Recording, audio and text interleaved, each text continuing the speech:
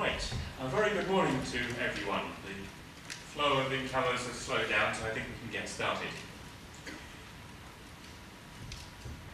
Over the course of today, about 3.8 million people are going to go to work in Hong Kong. 1 million people are retired. Jump ahead 25 years. If the current patterns of working and living remain, probably less than 3.5 million people will go to work. 2.7 million people will be retired, 1 million of whom will be over the age of 80. Let's think for a moment what that tremendous change in demographics is going to mean for this city, if it's to continue to be a successful city. We're going to have to see huge innovation in the way that public services operate, in the way that charities and NGOs operate, and we'll have to see huge innovation in the way that business operates too. Because without the enterprise and innovation and scale of operation of business, government, NGOs alone are not going to be able to meet that challenge of keeping Hong Kong as a place that gives hope and opportunity and dignity to everyone who lives here, and through that creates a city that gives back value to the world. So that challenge to existing business of how can you look at the way that you operate and give back greater value to society is what creating shared value is about. And this morning I'm going to start very quickly with a couple of little videos. One is a quick introduction to the idea of CSV. The second is a compilation of some clips from a conference that we had just a few weeks ago here in Hong Kong on creating shared value. Some comments from the Chief Secretary and then also from Mark Craver, who did the main presentations at that. After we've seen those, I'll be inviting our two speakers to come up and give their presentations on how they think shared value provides opportunity to business generally and in Hong Kong, and then open up to your questions and comments in the second half of the programme. So, I ask for the videos to be shown, please.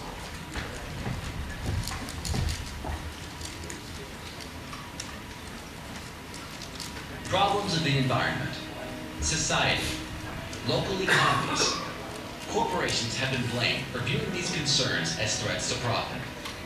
But what if these problems weren't threats? What if they were opportunities? Not only to make the world a better place, but to increase profit. What if ignoring these opportunities put the future of your business at risk, while embracing them meant outperforming your peers? This isn't some dream, it's reality. But it requires a change of mindset, a shift away from a narrow focus on earning profits toward a broader, long-term focus on what we call creating shared value. Creating shared value operates on 3 levels.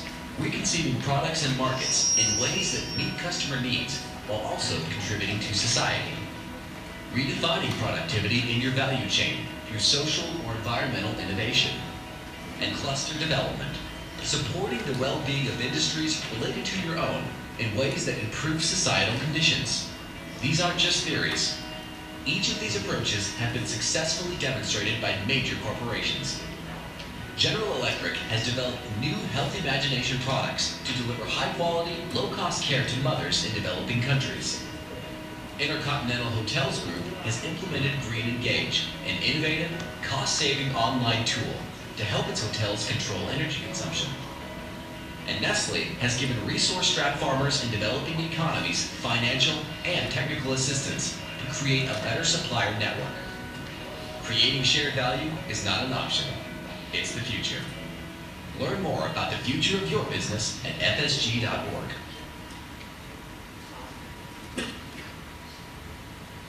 Regulation, public services and charities will always have a substantial role to play in addressing social needs and societal threats. But I believe that an equally important role can be played by the active partnership of business, not just through paying taxes, making donations, or doing voluntary work, but through your creativity and innovation in developing new business practices that can flourish through respect for people and for the planet, as well as attention to profit. Your adaptability, your skill in rapid experimenting and learning, and your need to compete successfully to sustain and grow your business are all vital to the city as a whole, maintaining its ability to learn and to adapt to new conditions and challenges. But what we've seen more recently is this new way of thinking about the role of business in society, which says there is actually tremendous interdependence. You cannot have a successful business in a failing society. And you cannot have a successful society without a strong competitive economic base. Because business is the source of wealth, of philanthropy, of tax revenue that feeds government. You cannot sustain and meet social needs without business. So instead of focusing on the friction between business and society, people have begun to think about the synergy and how can we derive a competitive advantage from solving social problems.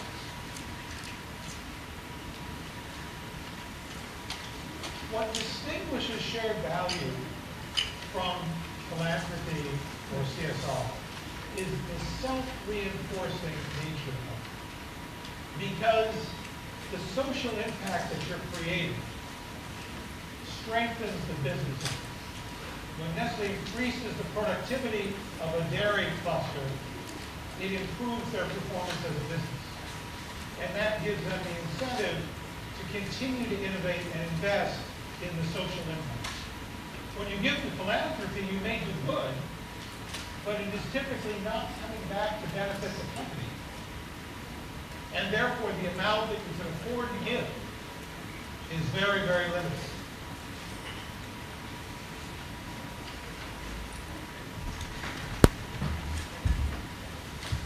Those clips you've seen sum up the message from the forum on creating shared value.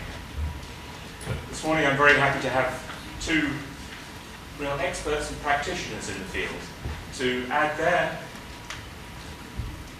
experience and ideas and to help stimulate our discussion. The first who will speak to us is Mara Chiorean, who is the Executive Director of CSR Asia, who helped arrange the forum on shared value earlier.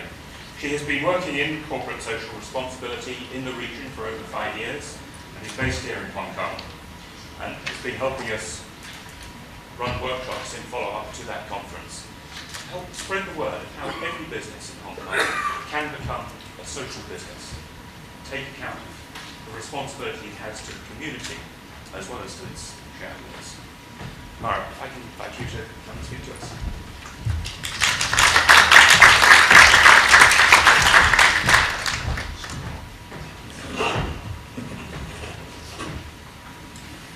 Good morning, everyone. Okay, do I have to sit here to hear me? I think yes. It is a great honor to be here today and share with you some thoughts around the concept of shared value. And how we really look at shared value is around how businesses can provide solutions to address social challenges. And that is really in line with what CSR Asia does. If you go to our tagline, it's really around business solutions for global challenges. So it fits perfectly with what we do and how Kim was saying, spreading the word around what businesses can do, particularly in Asia, around addressing certain needs within the community.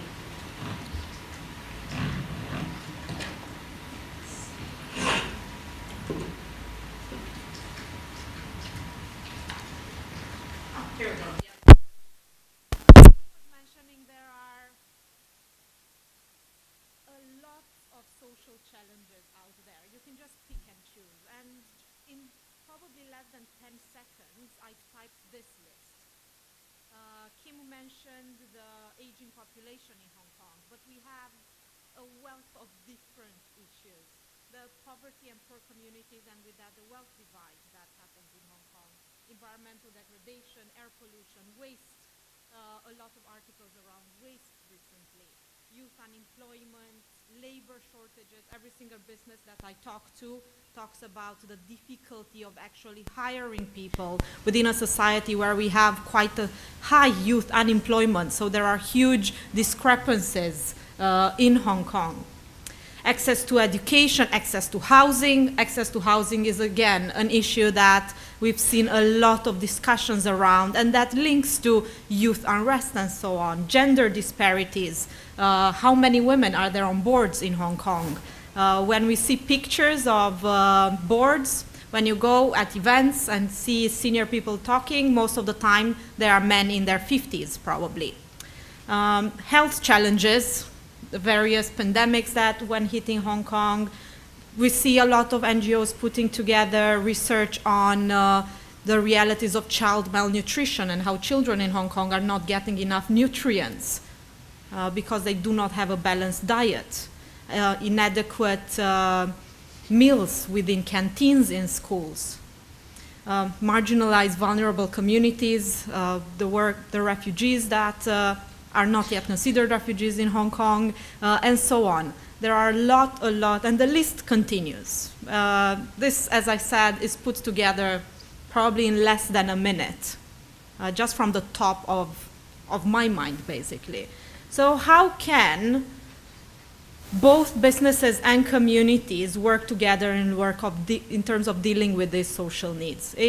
And as Kim mentions, there is a need for new, innovative ways to look at this. The old ways of doing business, the business as usual, has created probably some of these problems. So there is a need to actually look at how business can support addressing these issues. For the next 15 years, we have a framework that was adopted 2 months ago in September at the UN New York Global Summit, the Sustainable Development Goals. And some of you, because you are here in the room, you might be practitioners and you know about this already. So the 17 Sustainable Development Goals have an ambitious aim for the next 15 years to basically end poverty, really manage to protect the planet and ensure prosperity for all.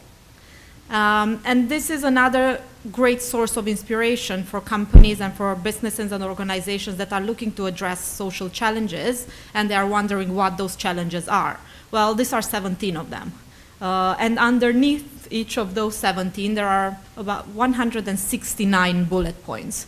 So pick and choose your global challenge, your social issue or environmental problem, because here is where there is a lot of space for innovation in terms of addressing these challenges. We hear within CSR Asia and interacting with companies a lot of different terms and a lot of different approaches in terms of addressing challenges. And we are always asked, what's the difference? Is there a difference? If we do CSR, do we need to drop CSR? If we do shared value, if we do philanthropy, do we need to stop doing that? And so on. And what we say is that these are tools, that there is a role for all this within addressing social challenges. There is a role for philanthropy. It doesn't mean that you have to stop giving to communities. There is a purpose to that too. It doesn't mean that you need to stop your community investment activities, which is really about, for a corporation, bringing brand, reputation, trust, and there is a lot of good work done within the space of community investment. What shared value brings is just a new element, a new tool in the toolbox. And it is looking at how is it that a company can create innovative commercial activities that actually make profit in a way that addresses a social need. In a different way to look at this, we look at it as a portfolio. An organization can have various initiatives and various approaches, and if you can look at it as part of a portfolio, like an investment portfolio, when you invest, you look at various type of funds, various type of sources of income in terms of, and the more diversified you are, to a certain extent, the more the degree of success, right? unless you are very, very lucky and very, very good at investing, and you happen to invest all your money in the best return on investment. But otherwise, we try to diversify in order to get the most out of our investments. The same with our investments in the community, our approach to addressing social needs. And we've seen various ways of doing that. Social entrepreneurship, we are here today, and you are here for the summit today to basically look at this. Philanthropy, the social responsibility, shared value initiatives, and so on, which are ways in which you can achieve a certain degree of social impact and at the same time a certain return on the business. The video that started put it very well in terms of how to create shared value. The three elements: looking at products and services and reconceiving those products and services, redefining productivity and efficiency along value chains, enabling local clusters development. And here are a few examples in terms of, and what I wanted to do for my 10 minutes of presentation is really to share as many examples as possible, because sometimes shared value can be quite a good conceptual term, but many people might not see exactly how actually it looks like in practice. And many people do think that they already do this, which actually is true. So how do you recognize basically what a shared value initiative is? So if we look at the redesigning basically products and services, you can take a product and redesign it, for example, in a way that is age-friendly. We are seeing a lot of the aging population. Do we need to redesign the way houses are built? Do we need to redesign the transportation system? Do we need to redesign certain products? Computers, the keyboards are not very are not very age-friendly. Let's put it like that. So are there ways that, and this is a market opportunity. It opens up new markets. When you have, 2.5 million people over the age of 50 or 60 that will need access to these products and services. And these people, most of them, will have certain savings and money and actually want to spend. There will be a great opportunity to redesign products around that. We can also look at reaching underserved markets. How is it that we can integrate within a certain value chain a market that is not yet served? Are there certain poor communities, for example, that might not afford a product at a certain price range? How is it that that product we can lower the price or redesign it in a way that is affordable? In terms of redefining productivity along value chains, it's really about efficiencies. And we talk a lot at CSR Asia about inclusive business opportunities and really looking at how poor communities can be integrated along value chains, either as suppliers or as consumers. And if we think at the consumer end, more and more is being done around that, particularly around products at the bottom of the pyramid within various countries, but then there is a huge opportunities around the way we procure goods and looking and seeing where is it that our money as a business goes, and is it really going towards bringing people out of poverty, for example? Is that an option? Empowering women. We work on a lot of projects around gender transformative action, how we call it. Because that's what is needed. It's no longer around gender equality, because we need really a big leap forward, a jump forward, in order to minimize this gap. Within your value chain, how is it that you look at women empowerment? Is there a way in which you can support women entrepreneurs? Because we know that women invest much more of their income in their families and education of their children versus men, for example. If we look at local cluster development, this is really about businesses realizing that a successful community leads to a successful business.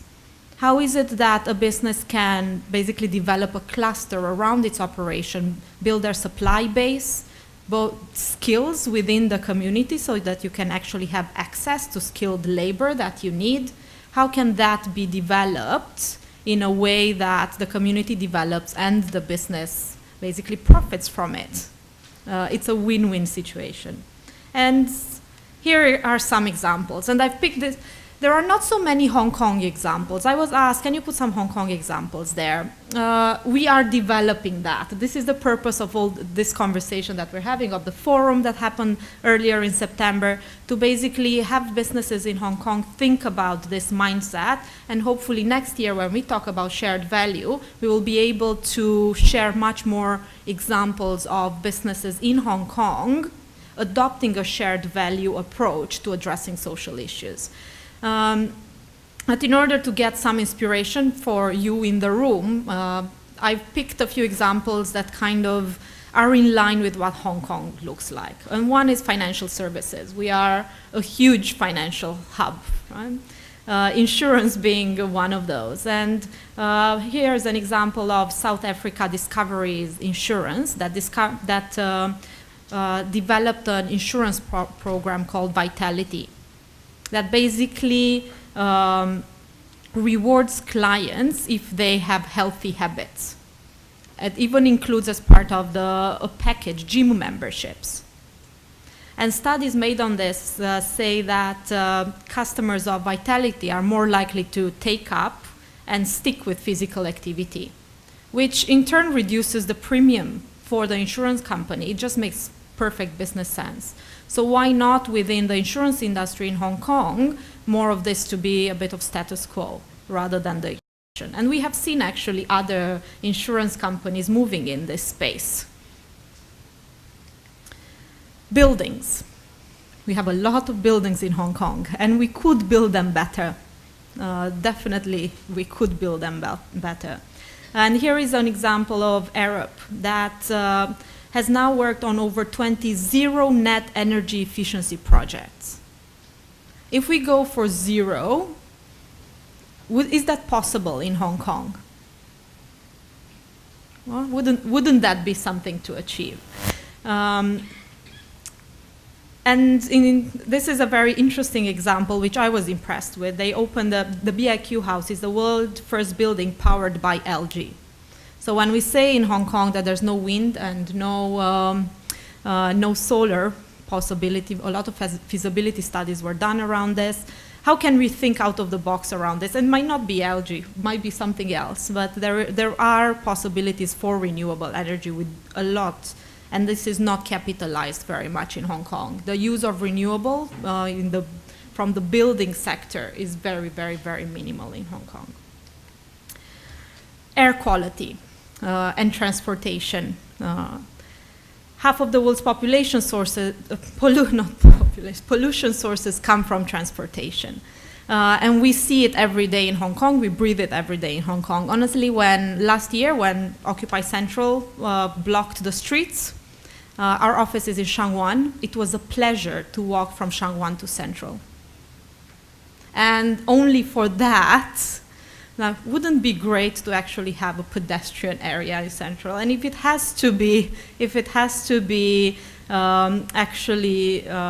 traffic has to go through Central, then can we make it more sustainable? And this is a Chinese company, automaker BYD, that developed a battery-powered bus which lasts the full day without charging. And this is where a lot of research, development, and innovation comes into place. There have been a lot of trials in Hong Kong trying to test hybrid buses, electric power buses, and so on, and basically taking technology that someone else has developed or so on and trying to test it in Hong Kong. Why not develop something in Hong Kong that works for Hong Kong traffic and hills and so on, and things that might not be in other jurisdictions? Another huge issue in Hong Kong is the wage gap. We have a lot of working poor, how we call them. A lot of people working a lot, and being underpaid, still being below the poverty line. So here is an example of a retailer. Usually retailers don't pay very well in Hong Kong. No? In US, Costco decided to pay their workers more. They actually, one worker in Costco gets $21.5 per hour compared to the average for 9.12. So that is double. And they wanted to demonstrate that it's possible to pay people more and still be profitable.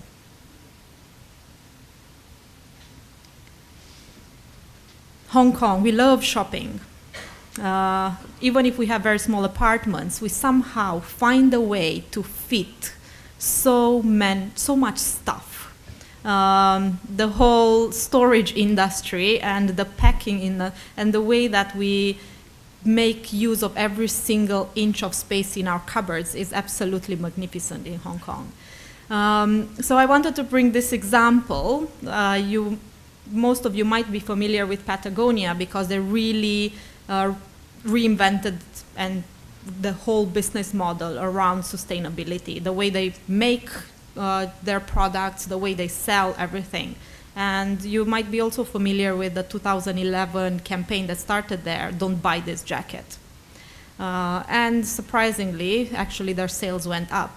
But within our society where consumerism is so prevalent, where we all love to shop and encourage other people to shop, is there a way that a company can we sell more sustainable products? Or can we buy more sustainable products? There are huge opportunities to create new markets and access to market.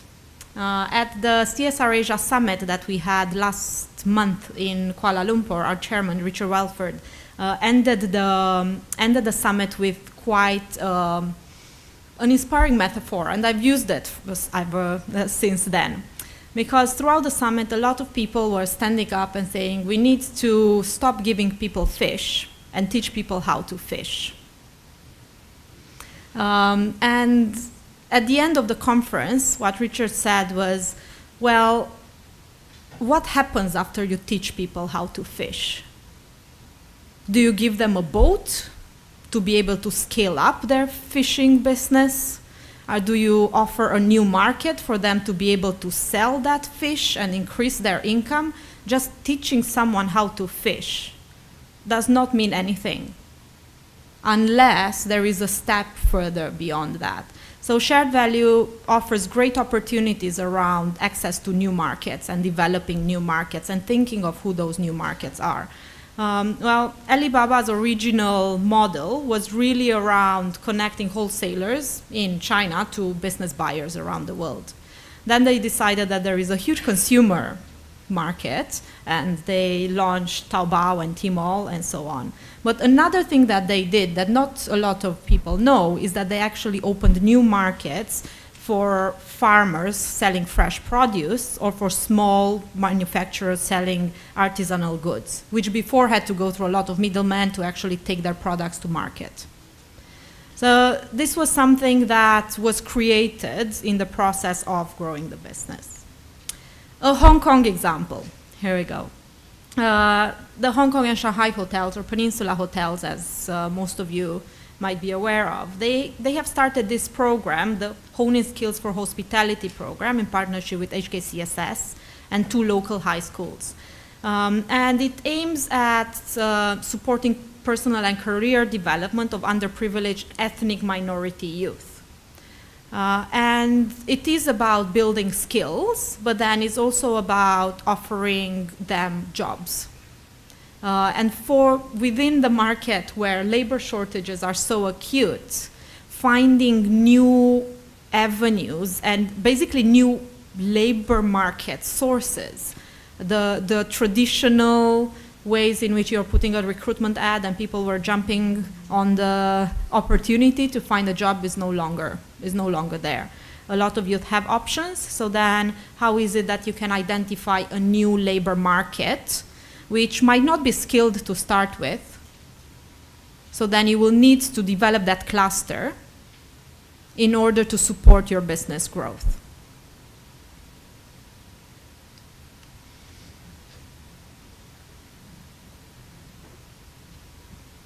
If you are looking at starting a shared value initiative, or how actually you can, what are a few ingredients that you need in order to develop a shared value initiative? Well, these are 5 of them.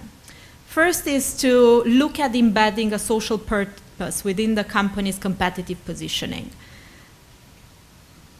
Can you gain a competitive advantage out of addressing a social need?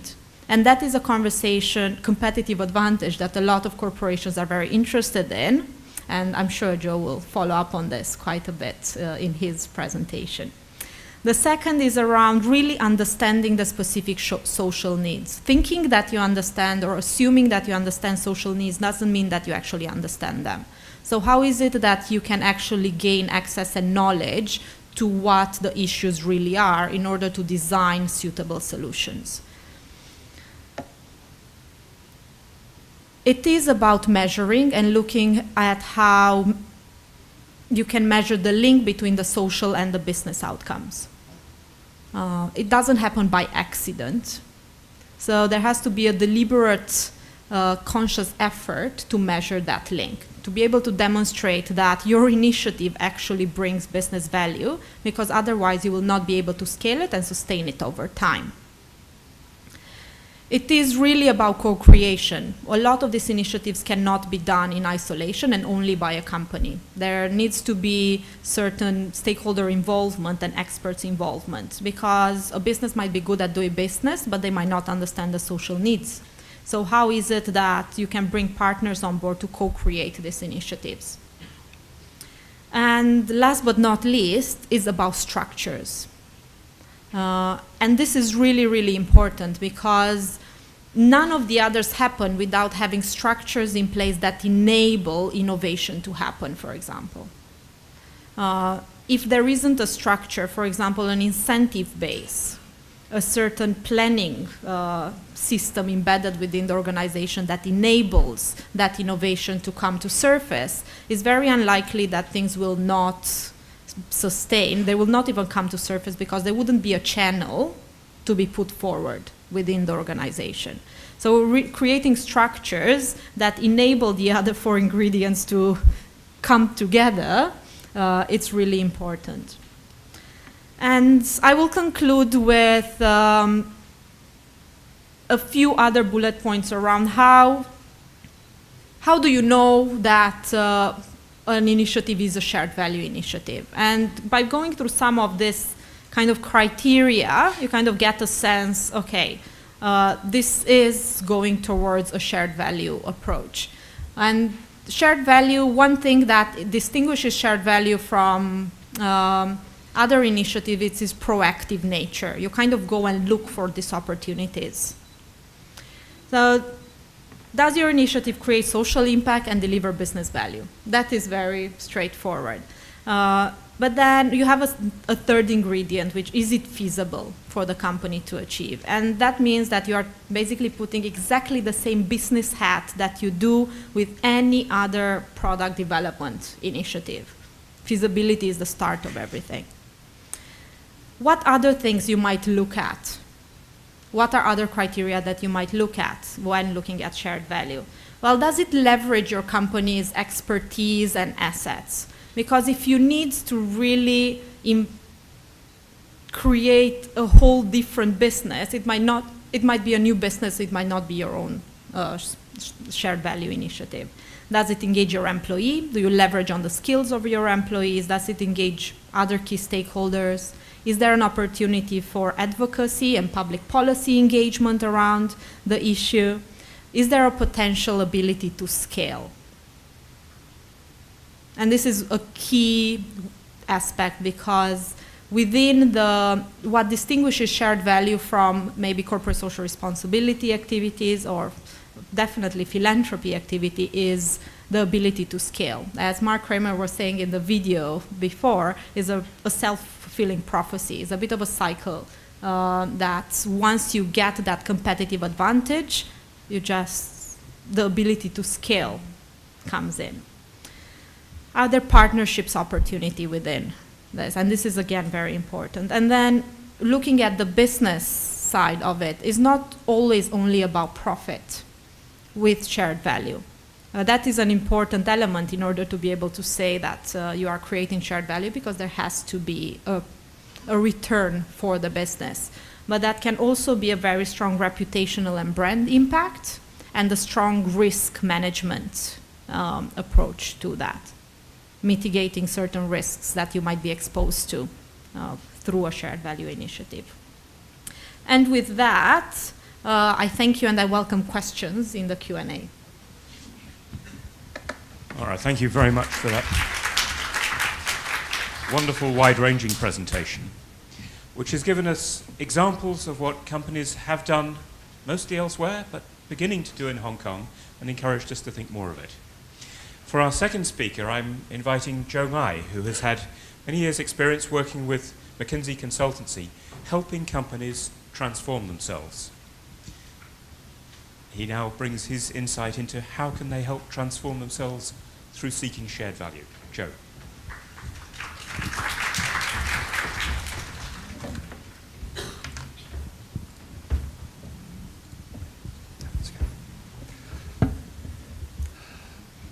Well, first of all, thank you very much for inviting me. It's a pleasure to be here and bright and early on 9 a.m. on a Monday morning to talk about shared value. I think that this is already a little bit of a shared value for all of us here. I just have a few really comments, observations, and I would really think that we should engage in much more dialogue. But I do have a few thinking, right, in terms of shared value. After observing lots of practitioners, businesses, and people talk about this concept, right? My first principle really is that I don't think that shared value is actually a very new concept. Many of businesses who have been around for a very long time, actually for them, creating value in many different ways is something that has been around for a very long time, right? Think about any product that you use.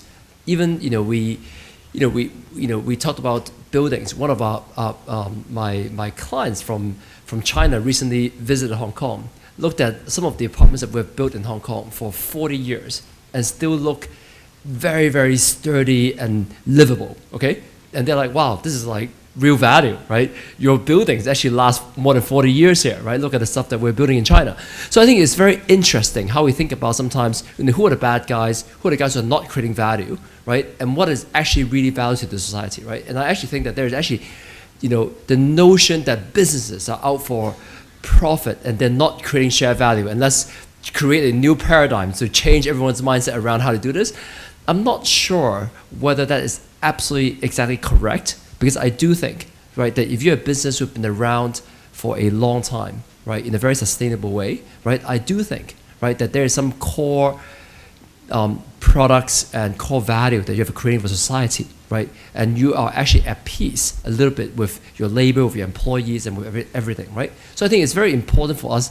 My very first comment really is that shared value actually has been around. Many companies who has been sustainably developing their business for a very long time, right? They really do understand, right, how to create employees, ecosystem, suppliers, and all that actually, together, right, makes it a business ecosystem. I'll come back a little bit to what's changing and what's affecting it, right? But I do think that there's something where the notion, right, that businesses are profit-seeking, right, and let's say that we're changing the world in that way. I'm not sure it is absolutely something that we should be so dogmatic about. Okay, that's the first one. Something that comes back to me in terms of how professional services, right, and I'm using McKinsey as an example in how we have been thinking about this. For many years, for McKinsey, we have been recruiting at college and different universities and graduate schools. The selling point for a lot of professional services company is around, we have lots of alumni of McKinsey who have gone on to become CEOs of companies, okay? So we used to call ourselves the factory for CEOs, right? And I think we used to pride ourselves on, look, in the companies above $1 billion in sales, right? There are more McKinsey alumni that are CEOs running these companies than all the business schools in the world combined, okay? And we're usually very proud of that fact, okay? These days, when you go to university, right, and do your recruiting talk, it's actually quite interesting what has changed. The questions that are being asked is no longer around, can I be CEO? The question usually that comes at us is around, what are you doing in terms of nonprofit? What are you doing in terms of what are you doing in terms of the non-business element, right? And so one of the things that we have been doing, and we've been doing for many, many years, is that there's a percentage of what we do that are consulting governments and consulting, I would say, epidemics, right, when it actually happens, right? So these days, we're working a lot with big foundations in the US that try to eradicate whether it's diseases or anything like that. When Sichuan has the earthquake, we were the first one to go in there to help the administration to think about how to allocate the resources using very much business consulting skills, high-level thinking, but on the ground operational management offices, right? To think about how to apply our skills in there. And these are oftentimes the most oversubscribed projects that people want to work on, right? And these are actually, to be honest, these days, when we go to universities and graduate schools, things that people are very interested in, right? The question comes all the time, right? So in many ways, one of the things that we tried a few years ago is to have another program, which is where a lot of times these days, young people no longer think about lifetime employment. Okay, so basically 3 years is a very long time, right? So what happens is that people have a lot of thinking in terms of what I want to do in between, jobs, right? So one of the things that we have tried is to say, look, we're going to fund our consultants, right, to do whatever they want to do for half a year if they actually work for a non-profit organization, right, in terms of a internship, right, or something that they want to work for them but not getting paid as much as they were getting paid before, right, and we'll actually either subsidize that fully or subsidize up to half of that. And we found that that was actually a very interesting program, because what happens after half a year is that people come back, and first of all, they have a renewed energy because they spent half a year in a non-profit, and they come back and thinking that, wow, McKinsey is not so bad, because when I went to a non-profit, I thought I was going to save the world, and I did in some ways, but at the same time, there are actually many, many things that I need to learn more in order to go back there and have more impact, right? They also come back and say that, wow, actually working for a consulting firm is actually pretty exciting, because actually working for a real company out there is pretty maybe bureaucratic, or maybe sometimes not every day is actually the most inspiring day in your life, right? And when you're from the outside, you don't think about it, right? But once you actually have half a year experience, you come back and you find that you're actually much more renewed, refreshed. You have your taste of the world in what you want to do, but you come back thinking, wow, I want to go back as a VP, but not as someone who is at a lower level, because I feel like I'm not exercising my skills in the right way. So it's very interesting how, in many ways, it is a program that we started to do because we thought that there was a need for it, but in many ways it also was something, I don't know strictly it's called shared value or not, but it felt very much like we're giving people the opportunity to do something they want to do, and at the end, we also benefit greatly because getting our people to be, more honed in the world's problem, right, and having that perspective is very important, right? So I'm just giving you some examples of, I would say, long before there was a notion of shared value, right? I think many, many companies, and ours included, and I think many, many companies, even in Hong Kong today, right, have thought about how to, whether it's on the employee side, whether it's on the product side, whether it's to the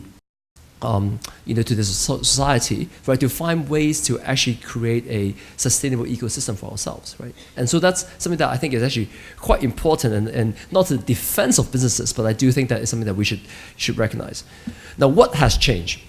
I think a few things have changed, and have changed pretty dramatically in the last few years, right? The first one I would say is consumers have changed. Okay, so when I go to talk to my clients today, one of the overarching things that they talk about is consumers are changing pretty rapidly.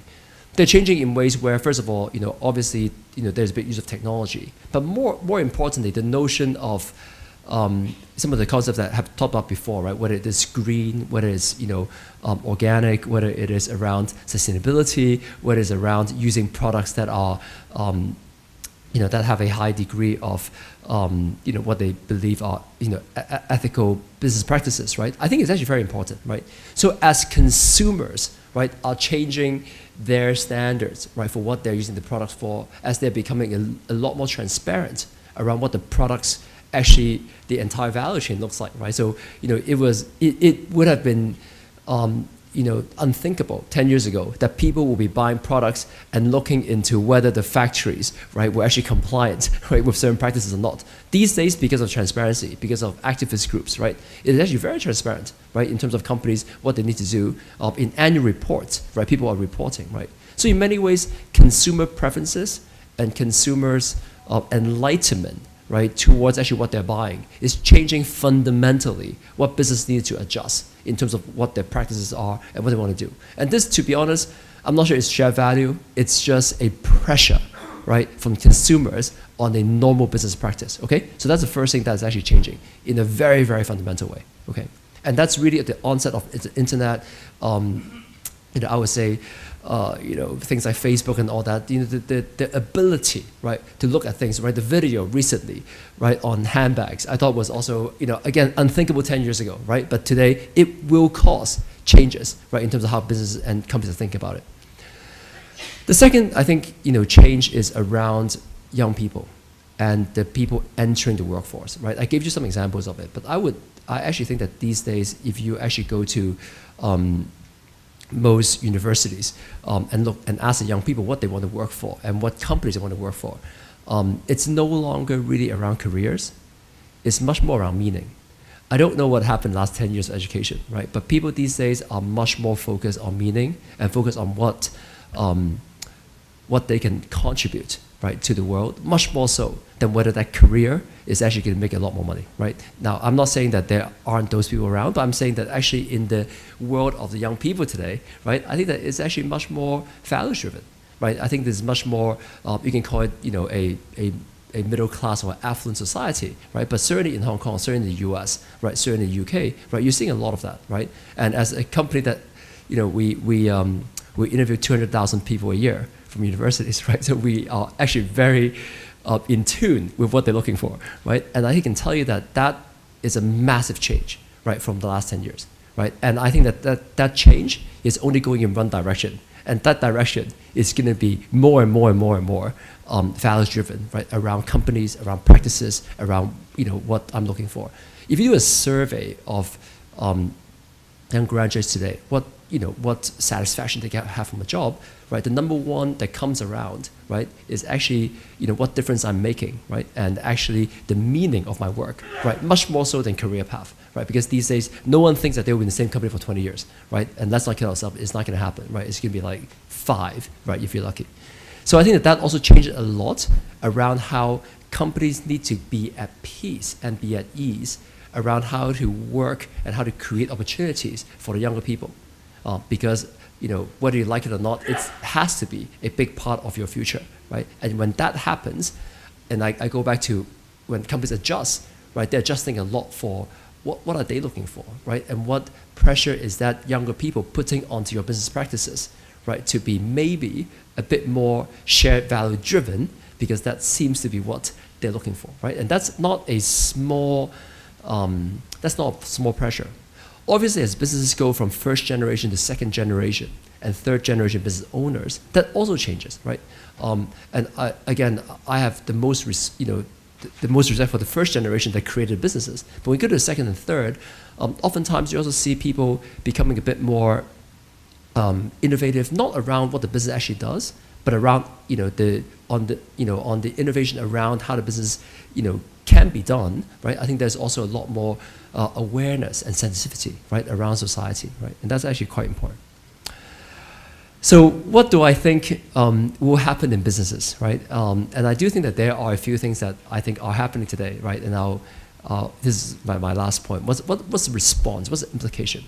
The first one is I think technology and a lot of the business models today, the new ones, right, are very, very interesting, right? I look at the Uber, I look at the Airbnb. It helps that these guys are becoming billionaires, okay? But the business model that they are talking about, right, is a shared economy, right? Is a shared, it's different from shared value, but it's the notion of the excess capacity, right, that's lying around, right? It's a notion of making things better in the way that as a community we can all contribute to it, right? If you think about just Airbnb as an example, I think in many ways you could have imagined, right, that was just a bulletin board, right, that says that, well, I'm leaving for 2 weeks, right, and you know, someone can come in there and help me take care of whatever, right, my home, and in return, you know, you pay me $200, right? That could have been a very easy community service, right? Now, obviously, that is not very efficient, right? And so someone with a business intent, right, with money backing, right, that will make you billions of dollars, right, have a much bigger incentive in a much faster and quicker way and a much better user experience to make it work in a very big way, right? And that's only happening, right, because people are investing in it. That's a real business, right? It was a bulletin board business that became a huge business, right, overnight, right? And it actually creates, you know, I think, lots of value, right, for society, right, in terms of, you know, the excess capacity, right, that's around, right. I think any sort of shared car, shared travel, right, shared anything, I think it's interesting, right, the notion that you can cut down on pollution, on excess, right, that, you know, I heard statistics around, you know, if we own a car, we use it for 10% of the time. I think it's certainly true for my cars, right? But I think that, you know, it's also true, I think, in general, right? So in many ways, when we look at the roads in Hong Kong today, what's the solution to that one? Besides raising taxes on the cars, right? I think it's getting people to share more cars. I don't know, you know, how big a trend that is going to be. But look, if that really works, right, that would be fantastic. But this morning when I was coming from Kowloon and trying to go to this Cross Harbour Tunnel for 35 minutes, there are two thoughts going on. First of all, is to raise the prices of that tunnel, so, you know, some of these cars will go away. And the second one, okay, look, you know, I'm by myself in my car, so, you know, if there are 4 people from my building wants to come along, hey, you know, that's okay if they can come to Wan Chai. But, you know, it's interesting as a model. I just don't know whether it's gonna, you know, how much that's gonna fly. But you think about, you know, my point around business models today, right, that are new, right, they're trying to disrupt it. I think a lot of it is trying to play around this notion, right, of where's excess capacity, where are the things that are not efficient, and making it more efficient, right? I think that's actually a very much a value-oriented model in terms of how we can do, right? So that's the first one. The second one, I think, is around, you know, businesses that are looking at the opportunities that are created by some of the demographic and other changes that I think Kim mentioned earlier, right? So if you think about these days in businesses, we look a lot into segments of customers, right? And these segments are really narrow, right? So you may or may not know that actually most of the big businesses in Hong Kong, they actually do a lot of research on you. And some of the things that are coming up is quite interesting, right? So these, in the last 10 years, it's not a secret, it's not a discrimination, but one of the things that is happening is that there are a lot more single people in society, okay? So single female as a category is actually a huge, maybe the most untargeted but fastest growing segment in population today, right? They are mobile, they have money, they can spend, they have tons of savings, right? And there are many, many things you can sell to them, right? So as a society, we're looking at that one, right? Looking at the affluent elderly, right? People who can spend, you know, in their 60s and 70s. What are we doing to them, right? I think there's segments that are going to be much harder, you know, and that will be left to, I would say, NGOs and government has a big role to play, right? Is the people who cannot spend, right? Or the segments that actually really need help, right? I think that is actually where a lot of these businesses are looking a lot less into. But I would say that actually in most of the segments of population that's happening because of either macro or demographic changes, I think businesses are looking pretty hard into all of these segments, right? You know, thinking about what they actually can do, right, to it. I talked about the young and the younger workforce, right, and what's happening in there. And I do think that businesses are also making a lot of adjustments, right, in thinking about actually what to do with that younger, more mobile younger workforce, right? So again, if you look at Hong Kong today, right, I would say that you can also see a lot of services, right, and a lot of products, right, that are coming up to target that. The very, very last point I want to make here is also one that I think, to me, is also close to my heart. I do think that in the future, there are also going to be a lot less employees and a lot more individuals, right? And whether it is contractors, whether it's individual entrepreneurs, and whether people who are in their 40s who are going on their second career or the third one, okay? And I do think that's a huge segment, right? And I do think when these people come up in society, I think businesses are trying to figure out how to work with them. Recently, I had a conversation with a huge company in Hong Kong, and we're talking about their workforce. And I said, one of the biggest missed opportunity that they had, right? are women who are coming back out into the workforce after the family, right? Because in many ways, I think that it's a huge lost opportunity for us in terms of women who are absolutely very, very capable. At the same time, they've been not working for like 5-8 years time, right? And I think that that population is tremendous. I think that that is one of the most intelligent and educated population, right, in Hong Kong, and growing, right? And I said, look, you got to figure out how to work with them, right? It could be a contractor, it could be 3 days a week, could be some way of doing it, right? But I think in many, many ways, right? I think as we think about the demographics and population in the big city like Hong Kong, I actually would think in the future, there's going to be a lot more of those categories around, right? Businesses have to change. We have to think about, how do you think about your traditional employees? We got to think about part-time contractors. We got to think about project-based organizations. We got to think about, employment in a very fundamental different way, right? And I also do think that there will be lots of entrepreneurs out there, right? I think that, in the recent 3 years, I would say that the number of conversations I've had with people who are leaving their career and going on to the second one in many, many different ways, I think it's causing society to change also very differently, right? I do think that the businesses they're creating typically are going to be a lot more shared value in the way that it's being thought through. I think that people are going to be a lot more consciously minded around social impact, right? And I do think that is going to be a very big force, right? So if I were to summarize this, I do think that message number one is that I don't think that businesses are necessarily bad. I think that we should get away from trying to bash them and say, look, you got to change your notion completely. I do think there are forces at work in society, whether technology, whether it's young people, whether it's consumer preference changing. I think that's causing fundamental changes in how businesses are thinking about the future and thinking about the consumer demand, right? And thirdly, I do think that some of these implications on the businesses that you will see, it will come very naturally, and they'll come faster because of these forums. They'll come faster because Kim and others are pushing it, right? I think it's going to cause pretty major changes, right, to businesses, right? And I do think that there's some observations. I think we're the early signs of this, but I think it has been changing in the last 10 years. I do think that that's been a little bit of something I see every day, but I do think the next 10 years, if anything, it's going to accelerate, right? I think that a lot of these changes and a lot of these trends I talked about, right, will only go in, as I said, one dimension, in one direction, right? And you only go faster. So with that, I look forward to your comments and your questions. Thank you. Thank you very much, Joe. If you'd like to join us here on stage, Mara, if you'd like to come up as well. Thank you.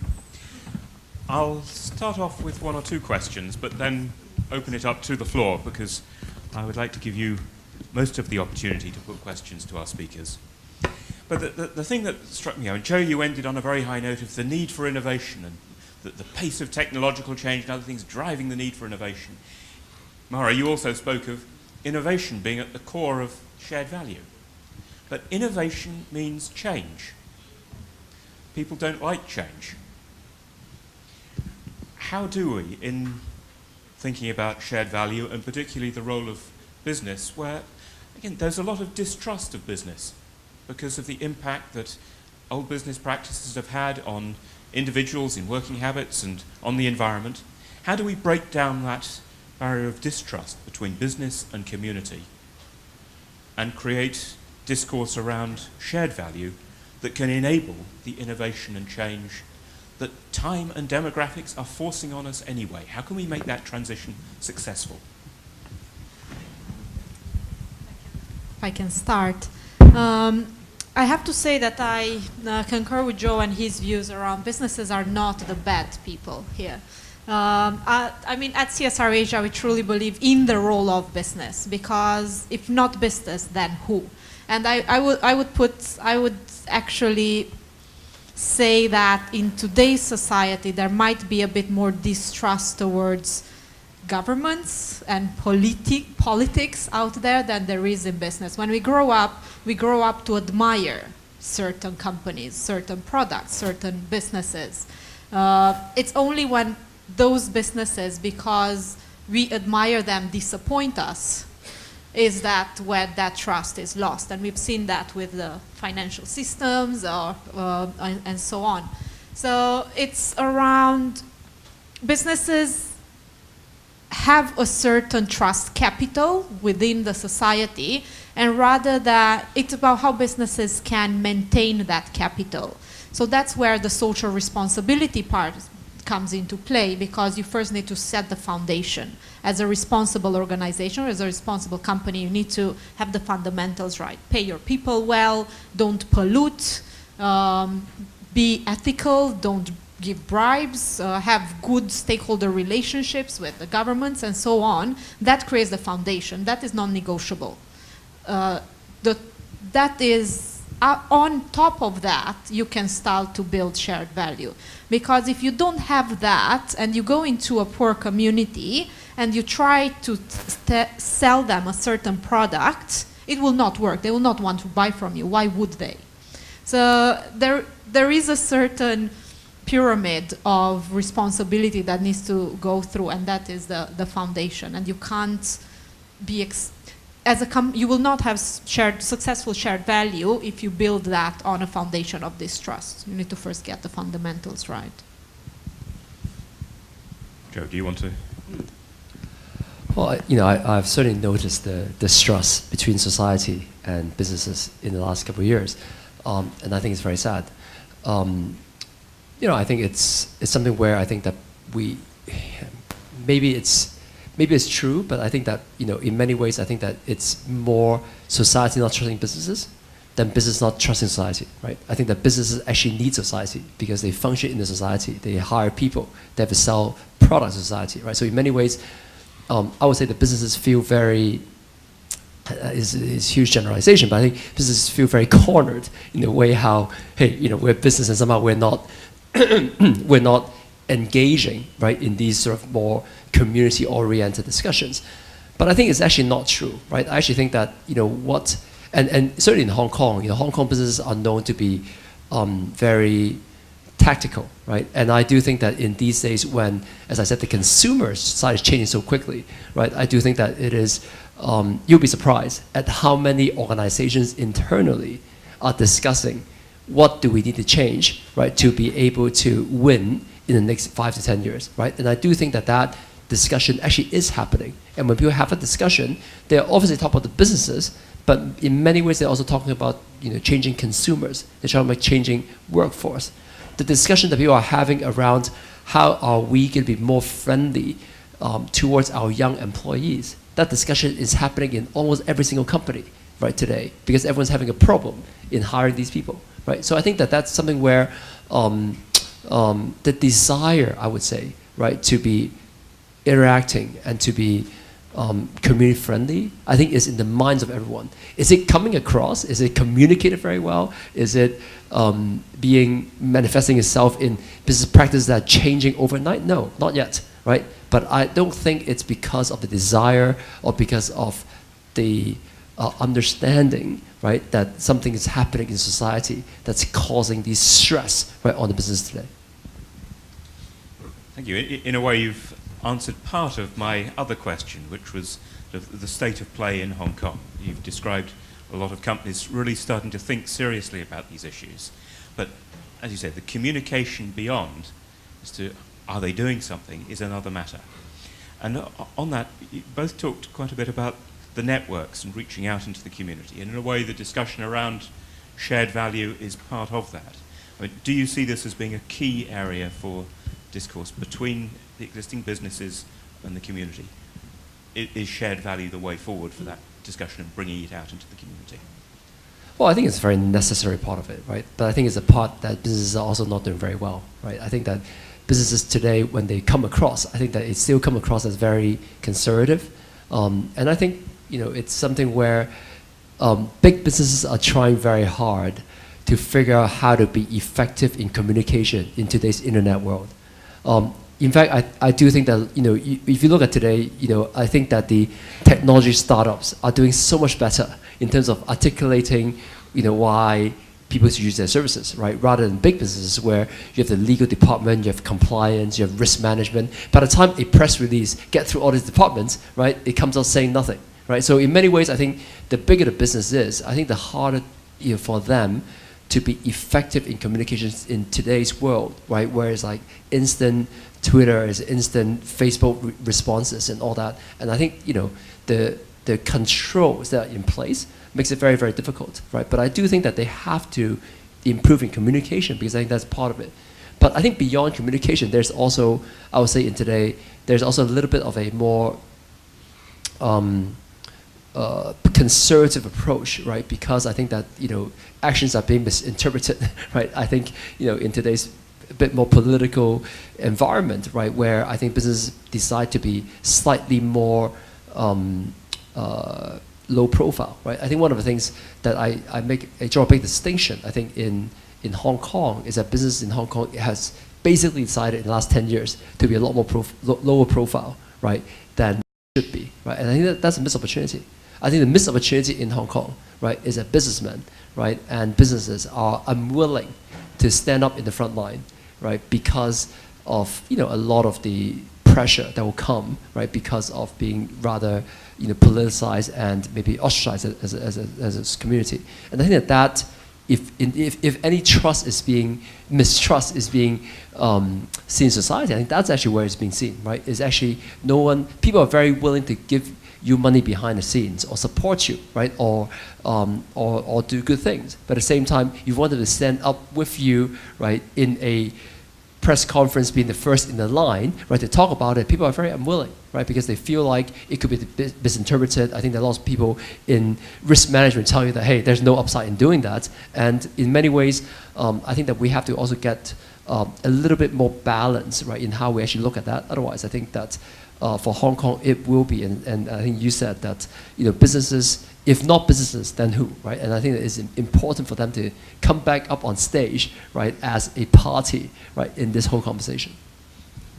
I'll just to add to that. I mean, in terms of businesses are part of society, are part of the community. They hire the community, they sell to the community. They are, and thinking of businesses as an isolated body somewhere, then the community somewhere else, and then the business needs to step down from somewhere to go and engage in the community.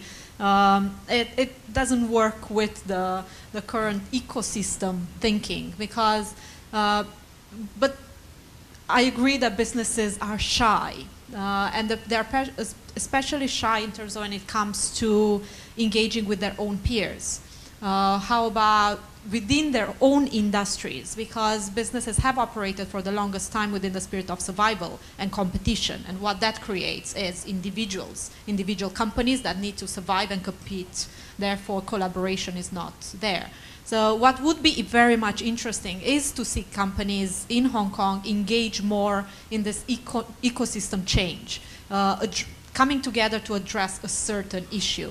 If that is labor shortages, every single infrastructure-based company or skills needs certain skills. There are no construction workers or manual skilled workers anymore in Hong Kong. There are a lot of infrastructure projects being built or planning to be built. How are we going to build a new airport and various bridges and links and tunnels and so many things that Hong Kong needs without those workers? So can businesses come together to actually address that issue, or various other issues like housing?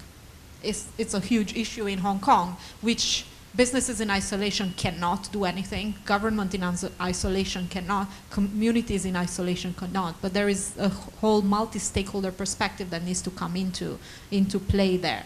So I think, because I was mentioning that the issue around co-creation and bringing other stakeholders on board that might have other type of ideas or skills and so on. And I think a multi-stakeholder ecosystem change approach is something that will really drive forward in terms of such a society like Hong Kong that is so much driven by information, networks, communication. This is what drives Hong Kong, basically, and we should adopt the same approach within the shared value space. So engage and don't be shy. And I'm glad to see someone not being shy and putting your hand up straight away. The first question over here. And then thank you for the panel for opening the dialogue on shared value creation. My concept on shared value creation is about creating social impacts as well as empowerment rather than exploitation. But I'm very concerned because I'm a single female. Joe, you talked about the segment. So I think it is very important for me to understand the position of the panel, whether we are talking about creating share value in terms of dollar sign or really creating social impacts. They are not mutually exclusive, but we need to put them in the right priority. And mind you, Michael Porter, who published this idea in 2011 in the Harvard Business Review, is now going on to his next project talking about social progress index, placing a lot of importance in meeting social needs, creating opportunities, plus life satisfaction. So I would like the panel to explain your position, please. Thank you. Well, just to quickly jump on that, we are definitely not talking about exploitation. I think if you go towards the idea of let me exploit a certain social need, you'll not get very far. And I think shared value is definitely not going towards that. And a lot of companies have to be aware of not doing that, and secondly, not being perceived to do that. Because perception is a second. It's also very, very important within today's communication space. So definitely it is around putting those at the same priority, so not sacrificing the social return for the sake of profits. I think that is what we are really talking about. We're having an equal measure rather than, okay, first is profits, second is social impact or whatever we want to address. Yeah, no, I don't think in today's business world, exploitation is actually a term that is going to resonate with anyone, right? I think that is certainly that, but I think that what I think is very important is we talked about changing consumer and demographics, right? I think that's something where I think is actually very important, right? Because I talked about the back to work women workforce earlier today, right? That is actually very important, right? Because by understanding that, right, what actually are the type of jobs, right, that actually would work? What happens to our human resources ecosystem, right? In many companies before, the notion of having someone who works 3 days a week, right, never occurred, okay? But in today's world, I think that is actually it's a big reality. If you don't do that, I think that you're missing out on a lot of talent pool, right? So again, as we think about shared value, I do think that it's around meeting the demands of society. It's around understanding what is the need, structuring business processes, and whether these are hiring processes, whether these are consumer products that are new, whether these are products that are catered towards an elderly population, right? I think these are adjustments to actually what the business used to run, right, that are actually creating this value, right? And I do think that's actually very important because by understanding the segments of society that are different today, right, the businesses are much easier, much better, right, to be able to find solutions to that. Of course, it's also self-serving. Of course, it serves a HR need, right, by having these talent pool. But I do think it also serves a big purpose in society by creating employment. I think it also creates, that employment, if that creates also a sense of, fulfillment and also confidence and also making money for the family, I think it's great, right? It's a win-win for everyone. So I think, I wouldn't look at these as a one-sided, because I think in today's society in Hong Kong, right, and actually most of the world, right, I would say that you have to create a solution, right, that everyone feels very comfortable. Otherwise, it's just a one shot, right? So I think that by being sustainable over time, successful businesses, right, would have to understand, how to create that. I'll give you another example, right? I think that, one of the other things that, I think Kim you mentioned earlier, I think this whole elderly, right, is a pretty big thing that's happening around the world, right? I think that people are actually looking into how do we adjust a lot of our products and our services in order for that. You raise, financial services as one that has been battered since 2008, at least criticized a lot. But I would say that banking, right, insurance, wealth management is thinking very, very hard, right, around people in their 60s and 70s and 80s in terms of what to do with the financial management. Whether it's a new products that are coming out, whether these are services that cater to them, whether these are products that should not be sold to them, right? I think that there are many, many things that's happening today, right, that are also, I think, looking at that as a big business opportunity, but also understanding that there's a responsibility, and there are many, many, I would say, safeguards around how to be thoughtful around what we're doing with that, right? So I do think that a much more thoughtful approach towards emerging segment society, right, is something that we all have to do, right? And I don't think it's exploitation. I think it's just businesses being a lot more sensitive, right, towards what the needs are and what the emerging trends are in society. My own view on that is every business has a social and environmental impact. The question is, does it understand and manage that impact well, or does it neglect it and expect someone else to pick up the consequences? And given the challenges that we face, both demographically and socially and environmentally, increasingly the companies that think, oh, we can just dump it off on somebody else, are not going to be able to continue to function, whether because of regulation that's imposed by government or the sheer inefficiency of expecting, oh, well, I can make a profit by paying my staff poor wages and expect someone to pick it up elsewhere. Again, individuals in society are kicking back against this. Government regulation will start kicking it back against it. And indeed, for companies to survive. And the issue of aging, for me, is not just many more elderly people who will need new types of services and care, but think about their children, who are the workers that the companies need to keep. The burden of care on them, of very elderly parents, frankly, they need time for their parents as well as for their children. Increasingly, the companies that can provide an environment that gives them the support in that are going to be the ones that attract people and retain them, and through that, help society as a whole to operate well. So, I think you have a unanimous view from the panel on that one. Next question. Don't be shy, yes. Here, please, in the front.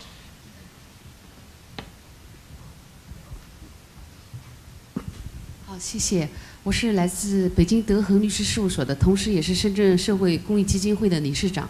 我非常感谢倪先生刚才这个一番演讲，因为您作为全球比较应该说是前面几名的这个管理咨询服务公司，在某种意义上跟我的那个律师楼的这样的一个中介的服务机构是比较类似的。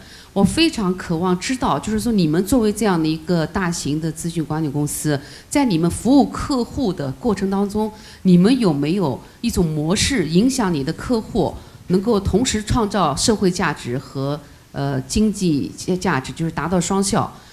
我想知道你们公司有没有这样的一个模式，我非常想学习，谢谢。Okay, I'll respond in English so that benefit for most people in the audience. So the question is really around in our consulting world, right? Whether social impact or social values actually enters into the equation as we are providing our services, right, to our clients. I mean, it's an interesting one, right? I mean, I think as a professional, obviously, in many professional services firm, when clients ask you a question, you're trying to answer that question. That question may or may not involve social value or social impact right in it, right? It could be a cost question, right? So if a client comes to us and say, look, I need to take, how come that company is operating at a cost level that's much better than mine, right? That question is going to be on, okay, where are the areas that company is doing better, right? And they may or may not involve this. However, you'll be very surprised, right? In terms of in the discussion around solutions, right? I do think that in today's world, and that was what I was saying earlier, many companies understand well that for them to be sustainable in their business practices, they have to find a way how the community is going to be at peace, right, with their business practices, and more so.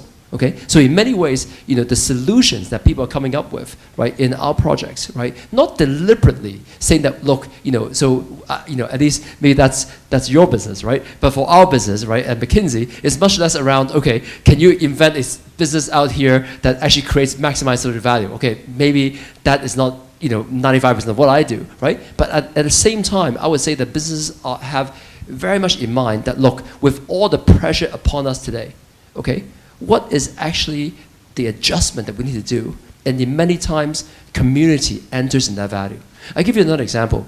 I interact with many CEOs. For them, 50% of today's CEOs in today's world spend their time on community-related aspects, okay? Do you think that the biggest CEOs in the world running the banks today, do you think they're actually spending the time looking at their banking products? Of course not.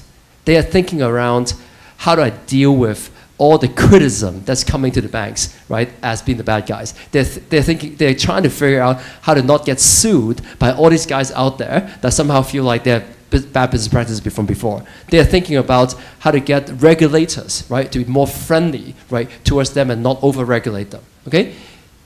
Today, most CEOs in the world are spending over half of the time dealing with what I call community issues, right? And these are all issues where people are asking the question, right, of, is your business actually creating value for society, right? Are some of your business practices violating, right, certain tenets of what we feel, right, should be the social contract between this community and society? So today, whether you like it or not, right, in our projects, in many professional services projects, I would say that the solution of today's business problems, a lot of it has a social element to it. It may not be the reason why you ask the question. It may not be the reason or the ultimate goal for you, right? But as part of your trying to find out the right solution, right, I think it enters the equation, right? So I don't know whether it answers your question directly, but I would say that it's not a deliberate attempt, right, at looking at it. It's not something that we are very conscious of. Okay, here's a stream of work that talks about the social value. Maybe it should be one, right? Maybe that's someone else's business. But I do think that it enters in the equation in a very subconscious way. It enters the equation because everyone's very aware of it. And I think that that is really the value of community, placing the pressure, whether it's a good pressure or a bad pressure, on the businesses, because they're actually responding. Well, as part of our consulting work, obviously that's all we do, right? So definitely in every single conversation, social responsibility, shared value, impact on the community and on environments is the thing that we talk about. But I would like to just highlight one point. Well, CSR Asia was founded like 11 years ago. Then who we were talking to in companies was maybe somewhere at middle manager level, someone in the communications team that was dealing with the reporting on social responsibility or with their community work and philanthropy work. Now, who we are engaging with is very much at C-level. Chief operating officer, chief risk officers, chief financial officers, CEOs, and owners of companies, actually the shareholders. And that is because they are aware of all these expectations that various groups of stakeholders have of them. If it's Hong Kong community becoming more and more and more aware and more vocal and more demanding around impacts that various business activities have on the environment, for example, they will not let it go.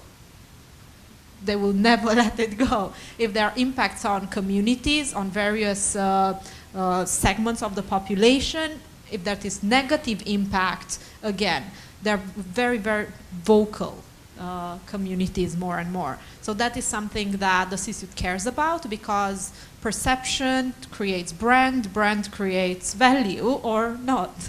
And how is it that it is their job basically to maintain that value of the company that is represented from their brands and perception in the communities. So definitely there is a shift in conversation at board level. We talk a lot about risks and managing risks around this, but that is ultimately talking about how do you create value. Think of value in a bit of a different way, not necessarily only value from profitability point of view, that in the end, in order to be profitable, you might accept certain negative impacts that might have been possible in the past, but I think in today's society where we have online social media, where in 1 second you pollute a river in China and it goes into your German main consumer pool segment, that's a reality today that everyone needs to be aware of. Like I put there, I sent the PowerPoint before, but I put the Costco example in US where they are paying their employees more.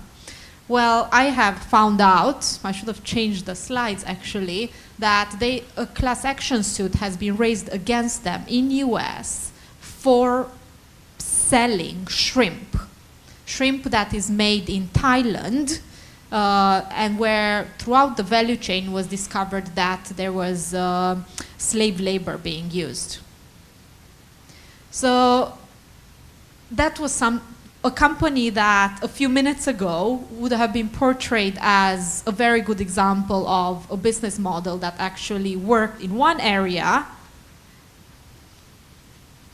They might have not known that the shrimp that they are buying comes from a fishing boat in Thailand where Burmese people were basically thrown overboard, where they were not usable anymore in terms of fishing.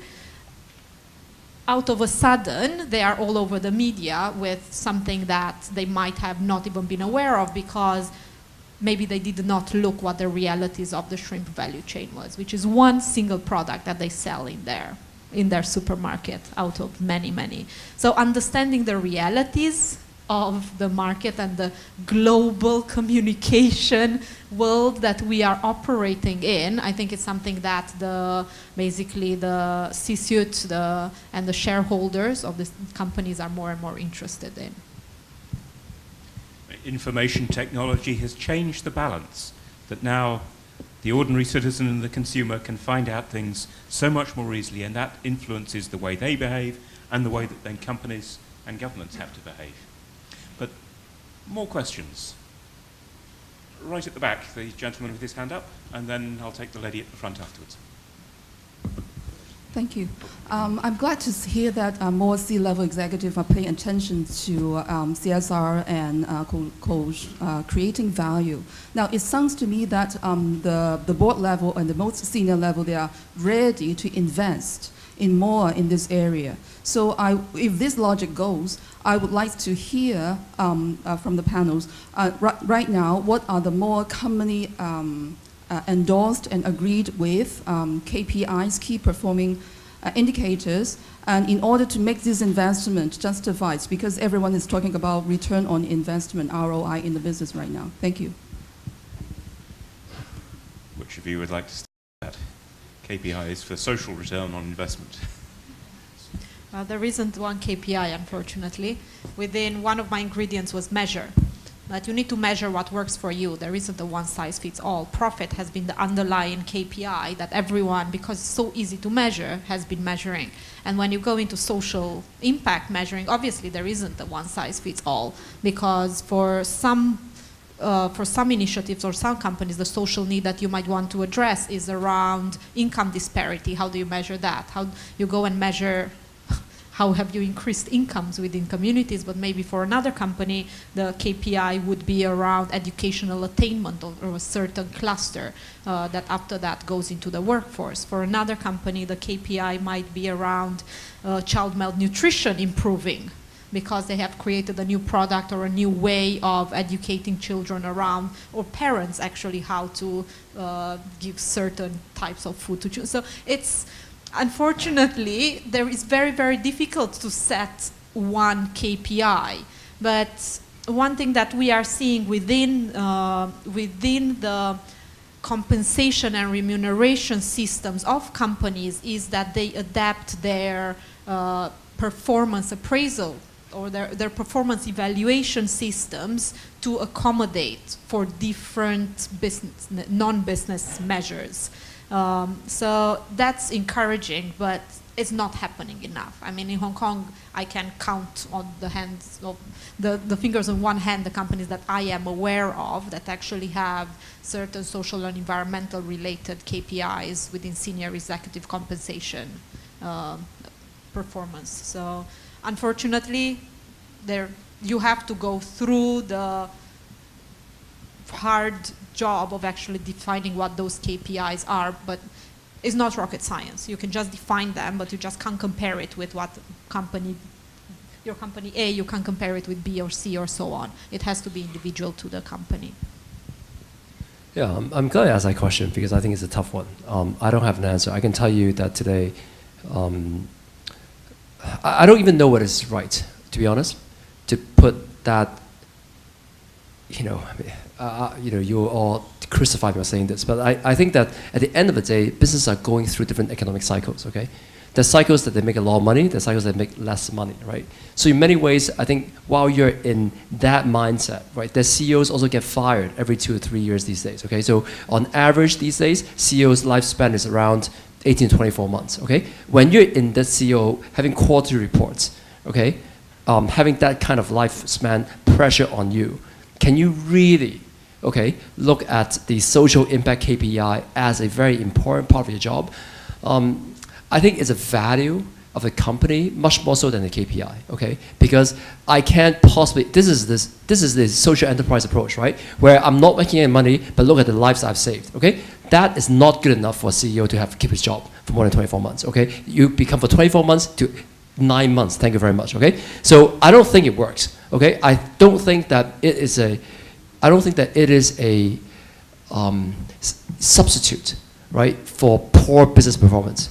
At the end of the day, CEOs, unfortunately or fortunately for shareholders today, are accountable for business performance. Business performance is going to be hard numbers on the bottom line, right? And unfortunately, when that doesn't work, it doesn't matter all the other things you do in the rest of what you're actually trying to do.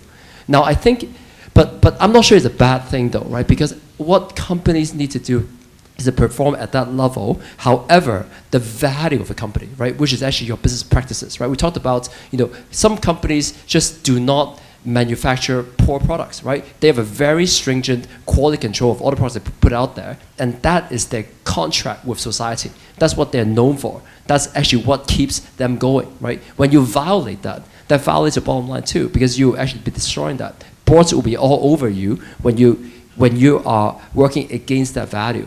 So I think that for companies, right, on this particular shared value, I think it's much more important that it actually enters into the culture, right, and the value of a company, right, much rather than having some kind of KPIs out there, because I think that's artificial, right? It becomes, unfortunately, in people who have numbers or hard numbers, right, we look at that as, you're trying to find excuses for poor business performance, right? When business performs very, very well, obviously you can write 15 back pages of what you did for society, right? When businesses are very poor, that 15 pages carry much less weight, right? So unfortunately, we're in that world. So I am, maybe I'm disappointing you by giving you the hard, kind of pressure of actually what CEOs are facing today in boardrooms, but that is a reality, right? And when we face with that reality, I think the last thing we have to do is go in there and criticize them for, hey, you're not being values-oriented, right? You don't have shared value, right? And make them even more reticent, right, to actually enter this conversation, right? We should be very understanding of that is actually what's happening in reality, right? So within that system, what are we going to do to help them to increase the bottom line? I don't think it's realistic for us to expect that that particular KPI will carry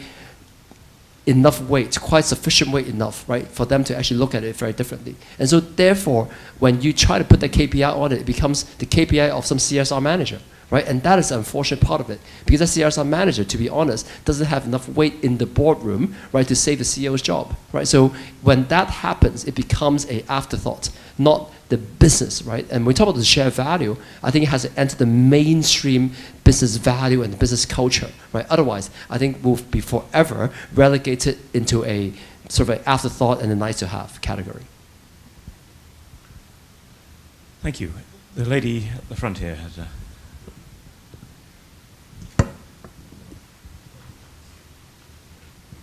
Thank you very much, and thank you to Joe and Mara for a very interesting panel this morning. I have a question, really, if we look at shared value maybe from a CSR point of view or a development of where CSR is going. CSR is there to really solve a specific societal ill or problem, whether it be it economic disadvantage or oppression. And I understand that shared value is where a company actually can profit from providing a solution to that ill. But what we're hearing a lot today is also about inclusion and including different groups that may not be disadvantaged but are excluded. So we talk about women who are returning to the workforce, or single women. They're basically new markets. So where is shared value solving a societal ill, and where is shared value inclusion and a more inclusive approach to business? So from how we see it is inclusiveness, inclusive business or so on is really it is shared value, it's a subset of that. It's addressing a certain specific need, and that is the need for inclusion, or the need to access a new market, or the need for access to something. So it's a subset of shared value in which how you define the need is within the context of inclusion. So if we are to go around terminologies and how is it that you define CSR versus shared value versus inclusive business and so on. And with that, I agree with what Joe started in terms of shared value is not a new thing. It might be because Michael Porter was the one and Mark Kramer were the one that out of a sudden decided to, and they have quite a lot of brand reputation and trust behind them. So when they come up with a term, everyone listens. But I welcome that, because just changing the conversation, how we talk about the same issues matters. And with that, that's how we have started to be able to talk to CEOs. Because out of a sudden we talk about shared value, we talk about competitiveness, we talk about issues that, okay, how is it that you as a business can create value in a way that communities actually embrace you, and so on. Out of a sudden, we are not talking to the CSR manager anymore, we are talking to the chief financial officer from that perspective. So that is where it helps to be able to have new terminologies or new topics of conversation. And that is where the move away from the CSR term, just because, it's not because CSR is, it's just because it's misinterpreted, and a lot of perceptions are around what CSR is and is embedded now within the market, and we can't change it anymore. It has reached a critical mass of people that think that CSR is this small department or this half a head count within a certain department that deals with this. And in order to be able to break out, we need to innovate also. The practitioners need to innovate also. They need to think of different ways of addressing social needs, because it's still the same. It's still exactly the same issue, is how business, what role does business play in addressing global, local challenges and so on. Do you have a few quick words? Yeah, so very quick. I mean, I'm glad you brought up CSR, because I do think that many of today's societal problems cannot be solved by shared value. Okay, I do think that there is a role for NGOs. I think there's a role for philanthropy. I think there's a role for CSR, right? I do think that sometimes in this whole discussion we tend to try to pigeonhole. Here's a CSR. Here's a shared value. Here's social enterprise. Here's like business. I actually do think that there are plenty of societal ills that can only be solved through benevolence and through charity, okay? And I do think that would be what the first thing I would call many of this, maybe you refer to as inclusion, right? And I would say many of these social problems that we have today, and I would say really on the bottom side, right, of society, right? I don't think that corporations are focused on it. And to be honest, I'm not sure corporates even have a solution for it. Okay, so for many of the imbalances, right, that you talked about earlier today, Kim, I do think that's really government and our NGO sector got to really focus on that one. Okay, I do think corporates are likely to be focused a lot more on people who can pay, are likely to focus on people who have the resources, and likely to focus on on somehow the ecosystem that they feel is within reach of them, rather than ecosystem that's not within reach of them, right? So the ones who are not included today, I'm not sure the companies or corporations are explicitly trying to solve for that, right? I think that if it comes in play, that's great, right? But they're not solving for that one. They're solving for how to, maximizing what they are doing in their own ecosystem, right? So I would say that's one. And the last point I would also make is, I think that, I do think that for a lot of progress in society today, right? I think that we also need the full spectrum, right? I think that CSR manager who is trying really, really hard to have impact in that one project, I think that is actually extremely valuable. And sometimes in these forums, I do think that becomes a little bit either discarded or feels like, well, that's not that important. I don't think it's true at all, right? I do think that it's far easier to do CSR and charity than it is to change things in the company. Because changing things in a company that's been running around for 30 years is pretty hard, right? And people are pretty reluctant to do that. And I think that progress will come far quicker, right, on the things that we can actually throw money and throw resources at as a new problem than trying to get companies to change the ways of what they're running, which is back to your earlier point around change management. I think that's actually very, very hard. Mara, Joe, thank you for being part of the conversation. Thank all of you for taking part as well. As you emphasized, what we're trying to do is not replace old programs with a new thing of CSV, but to add to the diversity of effort that's going on to tackle problems that have been intractable, some that are looming ever larger, but also taking advantage of both the opportunity of new technology and the ideas and innovation that individuals have to make a difference in our society through government, through NGOs and charities, and also through business. Together, we can make impact. Thank you all very much, and I hope the conversation continues.